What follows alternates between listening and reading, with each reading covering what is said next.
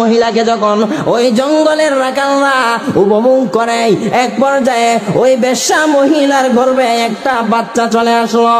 ওই বাচ্চাটা যখন চলে আসলো, ওই মহিলাটা, বেশ্যা মহিলাটা গর্ভবতী হয়ে গেল। এখন ওই বাচ্চার বাবা কে হবে?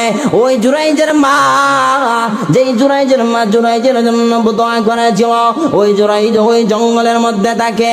ওই মহিলা নিরুপায় হয়ে গেল। কার উপর এই দায় চাপিয়ে দিবে? কাকে বাচ্চার বাপ বানাবে? ওই মহিলা খোঁজ নিতে লাগলো। খোঁজ নিয়ে দেখে ওই বাগানের মধ্যে, ওই জঙ্গলের মধ্যে একজন হুজুর থাকে, একজন ব্যক্তি আছে।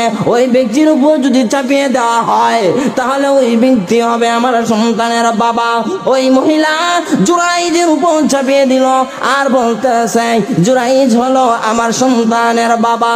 জুরাইজের ঘরের মধ্যে সমস্ত এলাকার মানুষ